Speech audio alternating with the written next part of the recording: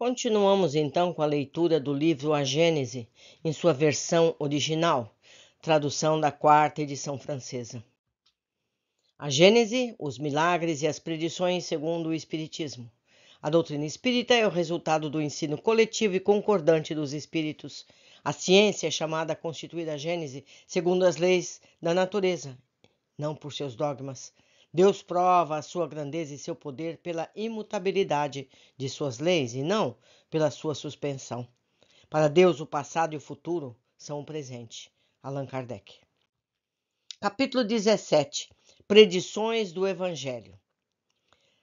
Aqui nós vamos falar sobre ninguém é profeta em seu país, morte e paixão de Jesus, perseguição dos apóstolos, cidades impenitentes, ruína do templo de Jerusalém, maldição dos fariseus, minhas palavras nunca passarão, a pedra angular, parábola dos vinhateiros, um só rebanho, um só pastor, vinha de Elias, anúncio do Consolador, segunda chegada do Cristo, sinais precursores, vossos filhos e vossas filhas profetizarão e o juízo final. Vamos lá então. Ninguém é profeta em seu país. Chegando à sua terra, ele os instruía em suas sinagogas, de modo que, tomados de espanto, eles diziam: de onde veio para ele essa sabedoria e esses milagres? Não é ele o filho desse carpinteiro? Sua mãe não se chama Maria? Seus irmãos Jacó, José, Simão e Judas? E suas irmãs, não estão elas entre nós? De onde vê, pois, a ele todas essas coisas? E assim tornavam num motivo de escândalo. Mas Jesus lhe disse: um profeta só é sem honra em sua terra e em sua casa, e não fez milagres por causa da incredulidade deles. Mateus capítulo 12, versículos 54 e 58. Eu quero aproveitar para fazer um esclarecimento aqui. Quando ele fala nos irmãos de Jesus, ele se refere aos filhos de José. José, quando casou com Maria, era viúvo. Ele buscou uma segunda esposa para que cuidasse desses meninos, dessas crianças que ficaram sem mãe.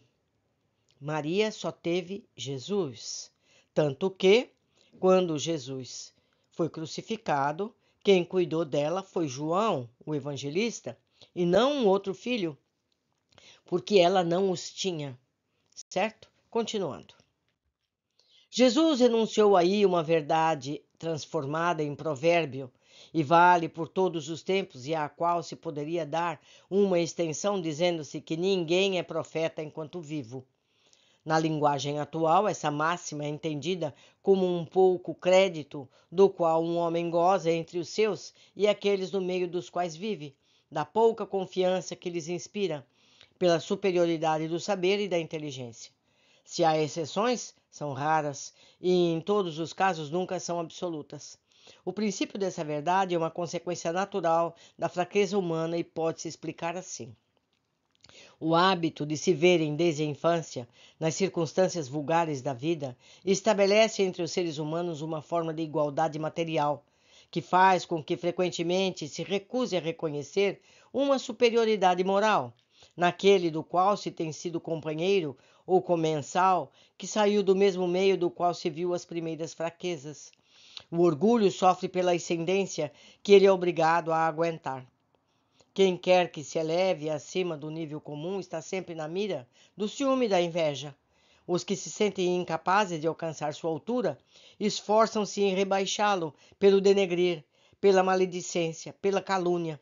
Gritam tanto mais forte quanto se vejam menores. Creem-se engrandecer e ofuscar o outro pelo barulho que fazem.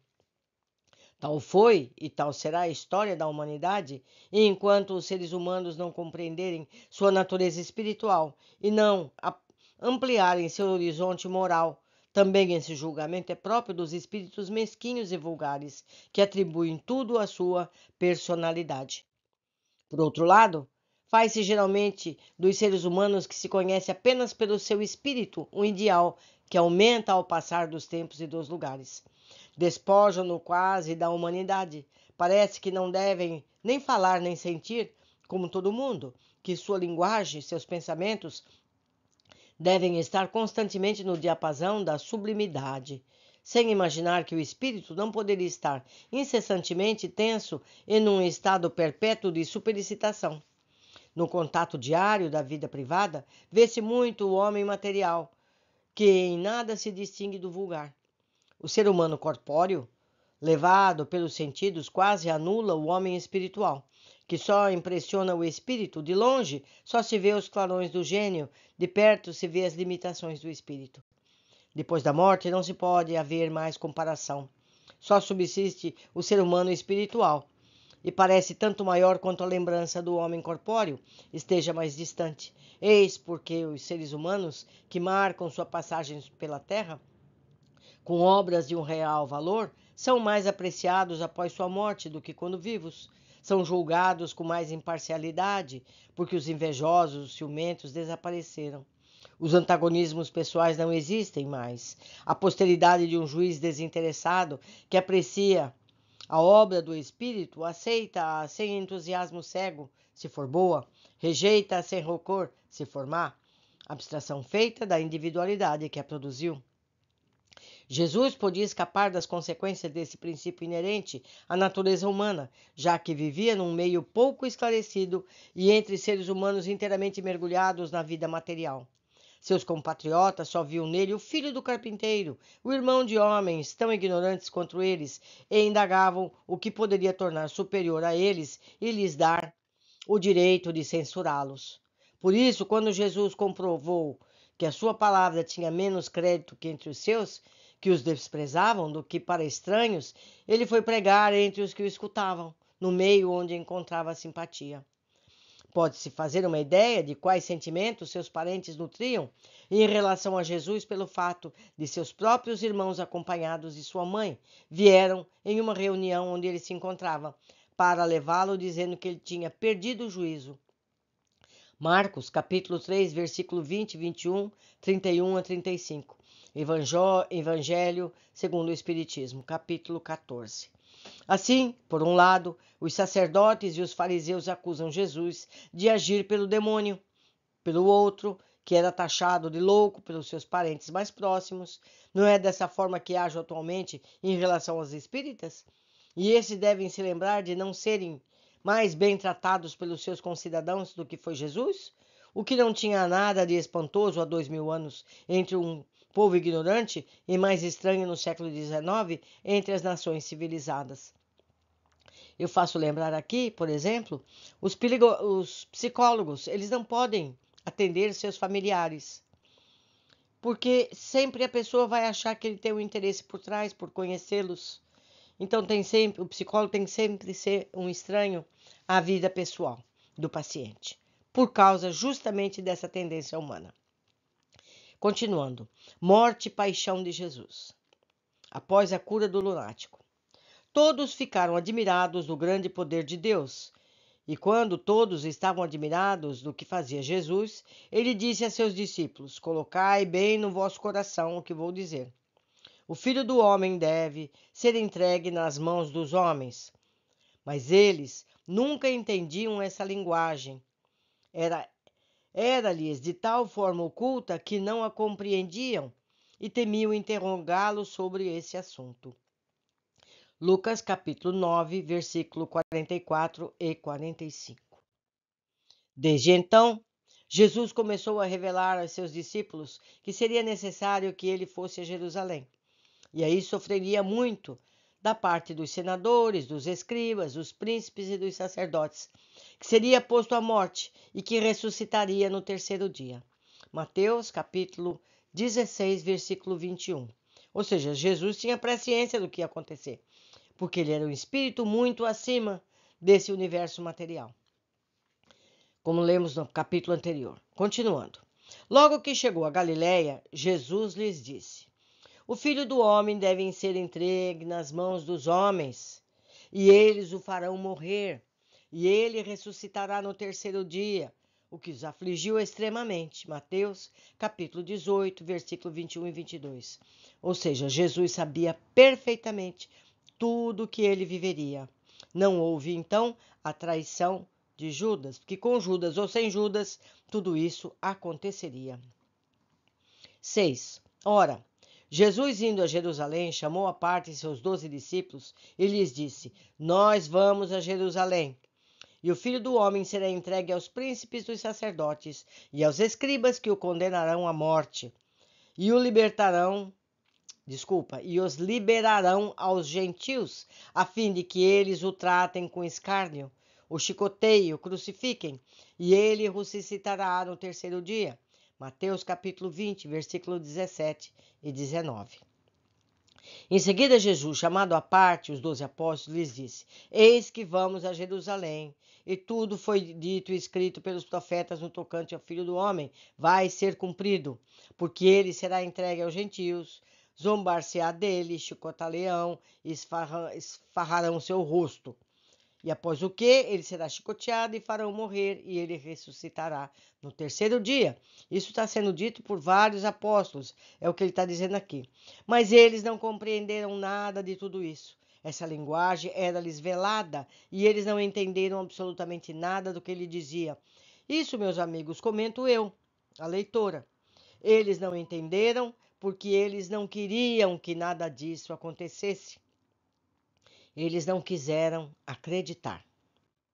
Jesus, tendo terminado todos os seus discursos, disse a seus discípulos: Vocês sabem que a Páscoa se fará em 2 dias, e que o Filho do Homem será entregue para ser crucificado. Mais uma vez ele avisou. Ao mesmo tempo, os príncipes, os sacerdotes e os anciãos do povo se reuniram no pátio do grande sacerdote, chamado Caifás. Tomaram um conselho entre eles para encontrar um meio de se apoderarem habilmente de Jesus e de fazê-lo morrer. E eles disseram: é preciso apenas que não seja durante a festa, para que não se provoque qualquer tumulto entre o povo. Mateus 26, de 1 a 5. No mesmo dia, alguns fariseus vieram lhe dizer: Vai-te, saia desse lugar, porque Herodes quer te matar. Ele respondeu: Vá dizer a essa raposa: Tenho ainda que expulsar os demônios, restituir a saúde aos doentes, hoje e amanhã. E no terceiro dia serei consumado por minha morte. Lucas 13, 31 e 32. Então, ele deixou muito bem claro e detalhado tudo o que iria acontecer. Continuando. Perseguição dos apóstolos. Guardai-vos dos homens, porque eles vos farão comparecer nas suas assembleias e eles vos chicotearão nas suas sinagogas. Vós sereis levados por minha causa aos governantes e aos reis para dar testemunho, bem como às nações. Mateus 10, versículo 17 e 18. Eles vos expulsarão da sinagoga, o tempo virá no qual aquele que vos fará morrer crerá estar fazendo uma coisa agradável a Deus. Eles vos trarão dessa maneira, porque não conhecem nem meu Pai nem a mim. Ora, eu vos digo essas coisas, a fim de que, quando o tempo vier, vós vos lembrareis do que eu vos disse. João, capítulo 16, de 1 a 4. Sereis traídos e entregues aos magistrados pelos vossos pais, por vossas mães, pelos vossos irmãos, pelos vossos parentes, pelos vossos amigos, e se fará morrer vários entre vós, e sereis odiados por todo mundo por causa do meu nome. Entretanto, não se perderá um cabelo de vossa cabeça. É por vossa paciência que possuireis vossas almas. Lucas capítulo 21, 16 a 19. Martírio de São Pedro. Em verdade eu vos digo, quando éreis mais moços, vós vos cingeis a vós mesmos, e is onde queris, mas quando fordes velho, estenderei vossas mãos a outro, vos cingirá, conduzirá para onde não desejareis. Ora, ele dizia isso para frisar com que tipo de morte Pedro deveria glorificar a Deus. João capítulo 21, de 18 e 19. Cidades impenitentes. Então ele começou a fazer reprovações às cidades, nas quais tinha feito muitos milagres, por não terem se arrependido. E a ti, Corozaim, a ti, Betsaida, porque os milagres que aconteceram no meio de vós tivessem sido feitos por Tiro e em Sidom, há longo tempo eles teriam feito penitência, vestindo-se com sacos, cobrindo-se com cinza. É por isso que vos declaro que no dia do julgamento, Tiro e Sidom serão tratadas menos rigorosamente do que vós. E tu, Cafarnaum, levar-te-ás sempre até o céu. Tu serás aviltada até o fim do inferno, porque se os milagres que foram feitos no teu meio tivessem sido feitos em Sodoma, ela subsistiria talvez até hoje. É por isso que te declaro que no dia do julgamento a cidade de Sodoma será tragada menos rigorosamente do que tu. Mateus, capítulo 11, de 20 a 24. Ruína do Templo de Jerusalém. Quando Jesus saiu do templo para ir embora, seus discípulos se aproximaram dele para lhes fazerem notar a estrutura e a grandeza desse edifício. Mas ele lhes disse: Vede vós todas essas edificações? Eu vos digo em verdade que serão a tal ponto destruídas que não restará pedra sobre pedra. Mateus capítulo 14, 1 e 2. Chegando em seguida próximo a Jerusalém, contemplando a cidade que chorou sobre ela, dizendo: Ai, se tu reconhecesses ao menos esses dias que ainda te é dado àquele que pode te proporcionar a paz. Mas agora tudo isso será fechado aos teus olhos. Também virá um tempo infeliz para ti, onde os teus inimigos envolver-te-ão em trincheiras, onde te encerrarão e te confinarão de todas as partes. Eles te abaterão por terra, tu e teus filhos, que estão em meio, e não deixarão pedra sobre pedra, porque tu não reconheceste o tempo em que Deus te visitou. Lucas 19, 41 a 44. Entretanto, é preciso que eu continue a caminhar, hoje e amanhã, e o dia seguinte, porque não é possível que um profeta sofra a morte, a não ser em Jerusalém. Jerusalém, Jerusalém, que matas os profetas e que apedrejas aqueles que são enviados por ti, quantas vezes quis reunir teus filhos, como uma galinha reúne seus pintos sob suas asas, e tu não o quiseste. O tempo se aproxima em que a vossa casa permanecerá deserta. Ora, eu vos digo em verdade, que vós não me vereis doravante, senão até que me digais: bendito seja aquele que vem em nome do Senhor. Lucas, capítulo 13, 33 a 35. Quando virdes um exército cercando Jerusalém, sabeis que sua desolação está próxima. Então aqueles que estiverem na Judéia, desapareçam para as montanhas. Aqueles que se encontrem dentro dela, retirem-se, e os que estiverem nos arredores, não entrem nela jamais, porque serão então os dias da vingança, a fim de que tudo o que está na Escritura seja cumprido. Infelizes daqueles que estiverem grávidas ou nutrizes em seus dias, porque esta terra será abatida pelo mal, e a cólera do céu cairá sobre esse povo. Eles passarão pelo fio da espada, serão levados cativos para todas as nações, e Jerusalém será esmigalhada aos pés dos gentios até que o tempo das nações seja cumprido. Lucas capítulo 21, de 20 a 24. Jesus caminhando para o suplício. Ora, ele estava seguindo de uma grande multidão de pessoas, de mulheres que se batiam no peito e que choravam. Mas Jesus, voltando-se, lhes disse: Filhas de Jerusalém, nunca chorais por mim, mas chorais por vós mesmas, por vossos filhos, porque virá um tempo em que se dirá: Felizes as estéreis e as estranhas, e as entranhas que nunca portaram filhos, e os seios que nunca tenham nutrido. Começarão então a dizer às montanhas: Cai sobre nós, e as colinas: Cobri-nos, porque se eles tratam dessa forma o lenho verde, como o lenho seco será tratado? Lucas, capítulo 23, de 27 a 31. A faculdade de pressentir as coisas futuras é um atributo da alma e se explica pela teoria da presciência. Jesus a possuía como todas as outras em um grau elevado. Ele pôde, pois, prever os acontecimentos que sucederam à sua morte, sem que aí houvesse algo de sobrenatural, pois os vemos acontecerem sob os nossos olhos, nas condições mais comuns. Não é raro que os indivíduos anunciem com precisão um instante de sua morte. É que a sua alma, no estado de libertação, é como o ser humano da montanha.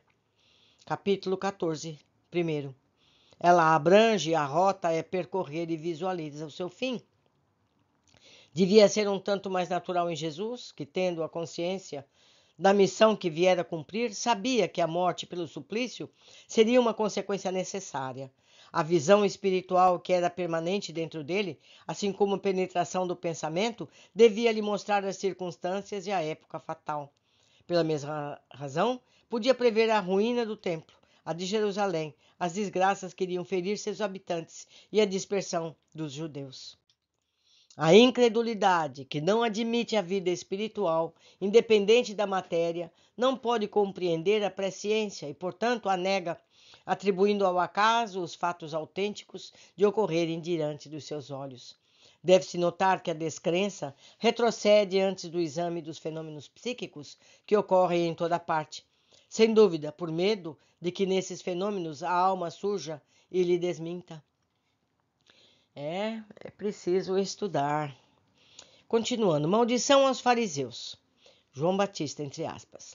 Vendo vários fariseus e saduceus que vinham a seu batismo, ele lhes disse: raça de víboras, quem vos ensinou a escapar da cólera que deve cair sobre vós? Façais, pois, dignos frutos de penitência, e não penseis dizer a vós mesmos: nós temos Abraão por pai. Porque eu vos declaro que Deus pode fazer nascer dessas pedras mesmo filhos de Abraão, porque o machado já está posto à raiz da árvore. Toda árvore, pois, que nunca produzir bons frutos, será golpeada e lançada ao fogo. Mateus capítulo 3, versículos 7 a 10. Infelizes de vós, escribas e fariseus hipócritas, porque fechais aos homens o reino dos céus, porque vós mesmos nunca lá entrareis e vos opondes ainda àqueles que lá desejam entrar. Infelizes vós, escribas e fariseus hipócritas, porque sob o pretexto das vossas longas preces, devorais as casas das viúvas, e por esse motivo que recebeis um julgamento mais rigoroso. Meus amigos, farei aqui um comentário. O que Jesus está falando? Que aqueles que se dizem pastores, aqueles que dizem conduzir povos, negam a verdade, porque eles não podem desfrutar dessa verdade e não querem que ninguém entre. É o que está escrito aqui. Infelizes de vós, escribas e fariseus hipócritas, porque sob o pretexto de vossas longas preces, devorais as casas das viúvas, ou seja, com dízimo. Certo? Pensem bem, pesquisem, meus amigos. Vamos continuar. Infelizes de vós, escribas e fariseus hipócritas, porque percorrereis mares e terras para fazer um prosélito e que, depois de o obter, vós os tornai dignos do inferno, 2 vezes mais que vós. É isso aí, é o destino daqueles que enganam o povo com falsas religiões. Continuando. Infelizes de vós, condutores de cegos, que dizeis: se um homem jura pelo templo, isso não é nada, mas aquele que jura pelo ouro do templo está obrigado pelo seu juramento. Olha aqui o ouro do templo. Insensatos e cegos que sois, a quem se deve mais estimar, o ouro ou o templo que santifica o ouro? Se um homem, direi vós, jura pelo altar, não é nada, mas aquele que jura pelo dom que está sobre o altar é obrigado ao seu juramento. Cego que vós sois, e que se deve mais estimar ao dom ou ao altar que santifica o dom? Aquele, pois, que jura pelo altar e por tudo que esteja por cima, a quem jura pelo templo e pelo que aí habite, e aquele que jura pelo céu, jura pelo seu trono de Deus e por aquele que aí está sentado. Não precisamos de templo. Temos que jurar pelo céu. Nós somos o templo. Continuando. Infelizes de vós, escribas e fariseus hipócritas, que pagais o dízimo do hortelã, do funcho, do cominho, e que tendes abandonado o que há de mais importante na lei, a saber, a justiça, a misericórdia, a fé. Estão aí as coisas que é preciso praticar, contudo omitir as outras. Condutores cegos, que tendes grande solicitude ao examinar o que bebeis, de medo de sorver um mosquito, e que, no entanto, engolis um camelo. Meus amigos, por que os sacerdotes de todas as religiões não leem isso? Por que eles não falam isso para os fiéis? Porque não lhes convém? Certamente. Vamos continuar. Infelizes de vós, escribas e fariseus hipócritas, porque limpai por fora o copo e do prato e estáis do interior cheio de rapina e de impurezas. Fariseus cegos, limpai primeiramente dentro do copo e do prato, a fim de que o exterior esteja limpo também. Infelizes de vós, escribas e fariseus hipócritas, que pareceis com sepulcros caiados, que por fora parecem belos aos olhos dos homens, mas que no interior estão cheios de ossadas de mortos e por toda parte de toda sorte de putrefações. Assim, externamente pareceis justos, mas no íntimo estáis cheios de hipocrisias e iniquidades. Infelizes de vós, escribas e fariseus, que construís túmulos aos profetas, ornai os monumentos dos justos, e que dizeis, se fôssemos do tempo dos nossos pais, não teríamos os associado a eles para derramar o sangue dos profetas. Acabai, pois, também de encher a medida de vossos pais. Serpentes, raças de víboras, como podeis evitar de serem condenados ao inferno? É por isso que vos enviei profetas, sábios e escribas, matareis uns, crucificareis outros, chicoteareis outros mais em vossa sinagoga, e os perseguires de cidade em cidade, a fim de que todo o sangue inocente que se espalhou sobre a terra recaia sobre vós, desde o sangue de Abel, o justo, até o sangue de Zacarias, filho de Baraquias, que mataste entre o templo e o altar. Digo-vos em verdade, tudo isso virá a recair sobre essa raça que existe atualmente. Mateus capítulo 23, 13 a 16. Ai, meus amigos, como as pessoas não leem isso, como não interpretam isso, como deve ser visto e lido, porque está aqui palavra sobre palavra. Não cabe nem interpretação, está literal. Mas não convém ler isso para os fiéis, porque aí vai abrir os olhos deles. Continuando, minhas palavras nunca passarão. Então, seus discípulos, aproximando-se, disseram: Sabeis bem que os fariseus, tendo entendido o que dissestes, ficaram escandalizados? Mas ele respondeu: Toda planta que meu Pai Celeste nunca tenha plantado será arrancada. Deixai-os, são cegos, que conduzem cegos. Se um cego conduz outro, eles cairão os dois na fossa. Mateus capítulo 15, de 12 a 14. O céu e a terra passarão, mas minhas palavras nunca passarão. Mateus 24, versículo 35. As palavras de Jesus nunca passarão, porque elas serão verdadeiras em todos os tempos. Seu código moral será eterno, porque contém os caracteres do bem que leva o homem ao seu destino eterno. No entanto, suas palavras chegam a nós puras, livres de todas as misturas e falsas interpretações. Todas as seitas cristãs têm compreendido seu espírito? Haverá algum deles distorcido o verdadeiro significado como resultado do preconceito, da ignorância das leis da natureza? Haverá algum que se torne um instrumento de dominação para servir a ambições e interesses materiais em uma escada para ascender na terra e não subir para o céu? Eles adotaram todos eles como regra de conduta a prática das virtudes que ele apresentou como uma condição expressa para a salvação? Todos eles estarão isentos das repreensões que ele dirigiu aos fariseus a seu tempo? Finalmente, todos eles, tanto na teoria como na prática, serão a pura expressão de sua doutrina? A verdade, sendo uma, não pode estar em afirmações contrárias a Jesus. Não poderia querer dar duplo sentido às palavras.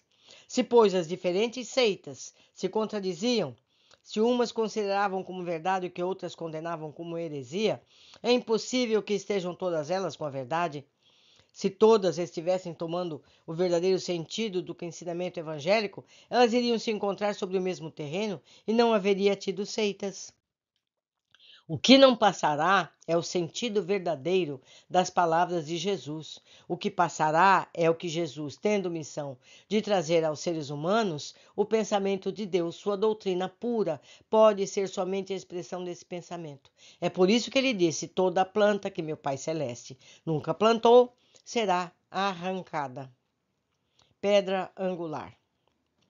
Não tendes jamais lido essa palavra nas Escrituras? A pedra que foi rejeitada pelos que edificaram é transformada na principal pedra angular? É o que o Senhor fez com nossos olhos o verem com admiração. É por isso que vos declaro que o reino de Deus vos será tirado e será dado a um povo onde produzirá frutos. Aquele que se deixar cair sobre essa pedra se quebrará e ela esmagará aquele sobre o qual cairá. É muito importante. Os príncipes dos sacerdotes e os fariseus, tendo entendido essas palavras de Jesus, concluíram que era deles que ele falava e, querendo se apoderar dele, temeram o povo porque eles o olhavam como um profeta. Mateus capítulo 21, 42 a 46. A palavra de Jesus se tornou pedra angular. Isso quer dizer que a pedra de consolidação do novo edifício da fé, elevado sobre as ruínas do passado. Os juízes, os príncipes dos sacerdotes, os fariseus, tendo rejeitado essa palavra, as palavras de Jesus os esmagou, como esmagará aqueles que a partir de então a desprezarem ou desfigurarem o seu sentido em benefício de sua ambição. Está dito, isso está dito. Aquele que deturpa a palavra de Jesus será desfigurado, vai ser esmagado, entre aspas, não literalmente, hein, meus amigos? Continuando, parábolas dos vinhateiros homicidas. Havia um pai de família que, tendo plantado uma vinha, fechou-a com uma cerca viva. Escavando a terra, ele aí edificou uma torre. Depois, tendo alugado a vinhateiros, ele se foi para país distante. Ora, o tempo das frutas estando próximo, ele enviou seus servidores aos vinhateiros para recolher os frutos da sua vinha. Mas os vinhateiros, tendo capturado os servidores, agrediram um, mataram outro, lapidaram um terceiro. Ele lhe enviou ainda outros servidores em maior número que os primeiros, e foram tratados da mesma forma. Enfim, enviou-lhe o próprio filho, dizendo para si mesmo: terão algum respeito pelo meu filho. Mas os vinhateiros, vendo o filho, disseram entre eles: eis o herdeiro, vinde, matemo-lo, para sermos senhores da sua herdade. Assim, tendo se apoderado dele, lançaram-no fora da vinha e mataram-no. Quando, pois, o senhor da vinha vier, como tratará os vinhateiros? Respondeu-lhe: fará perecer miseravelmente esses perigosos e arrendará sua vinha a outros vinhateiros que lhes entregarão o fruto na estação. Capítulo 21, 33 a 41.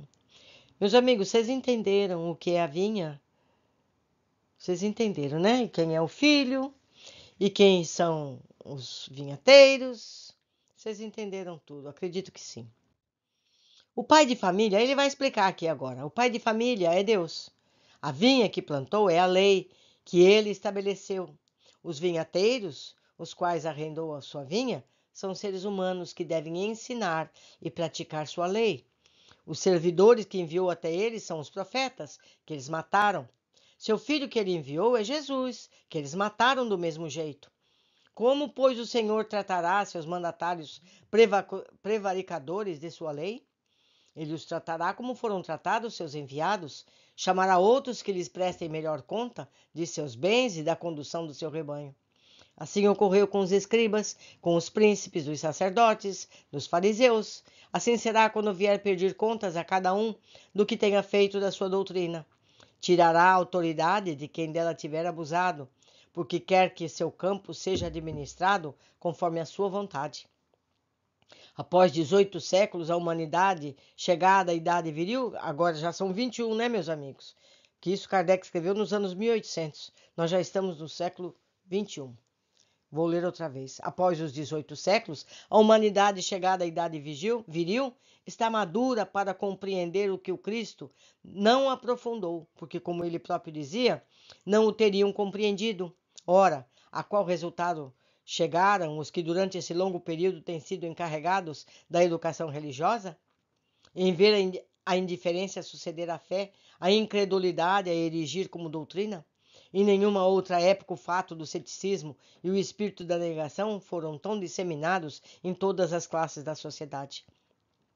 Mas se algumas das palavras estão encobertas sob alegorias no que concerne à regra de conduta, as relações homem a homem, quanto aos princípios morais dos quais ele faz condição expressa da salvação. Evangelho segundo o Espiritismo, no seu capítulo 15. Seus ensinamentos são claros, explícitos e sem ambiguidades. O que fizeram de suas máximas de caridade, de amor, de tolerância, das recomendações que fez aos seus apóstolos para converter os seres humanos pela doçura e a persuasão, da simplicidade, da humildade, do desinteresse, de todas as virtudes que lhe deu o exemplo? Em seu nome, os seres humanos se lançam anátema da maldição e a maldição massacraram-se em nome daquele que disse: todos os homens são irmãos. Fizeram de um Deus ciumento, cruel, vingativo, parcial, daquele que Jesus proclamou infinitamente justo, bom e misericordioso.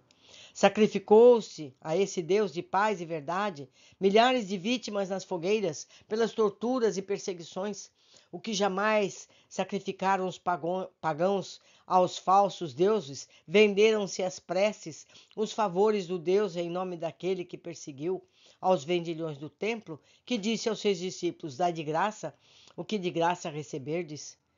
Que diria Cristo se visse atualmente entre nós? Se visse seus representantes ambicionar as honras, as riquezas, o poder, o fausto dos príncipes do mundo, enquanto que ele, mais rei do que os reis da terra, fez sua entrada em Jerusalém montado no asno? Não estaria ele no direito de dizer: o que fizeste de meus ensinamentos? Vós, que lisonjeais o bezerro de ouro, que fazeis em vossas preces uma ampla participação aos ricos e uma mirrada participação aos pobres, quando eu vos tinha dito: os primeiros serão os últimos e os últimos serão os primeiros no reino dos céus? Mas se ele não está carnalmente, ele está em espírito, e como mestre da parábola virá pedir conta a seus vinhateiros do produto de sua vinha, quando o tempo da colheita chegar. E nós sabemos, meus amigos, que o tempo da colheita chegou. Ela está a ser feita. Então, vamos pensar bem, vamos meditar sobre tudo isso e vamos nos colocar no devido lugar. Por hoje ficamos aqui, aguardo vocês na sequência de nossa leitura.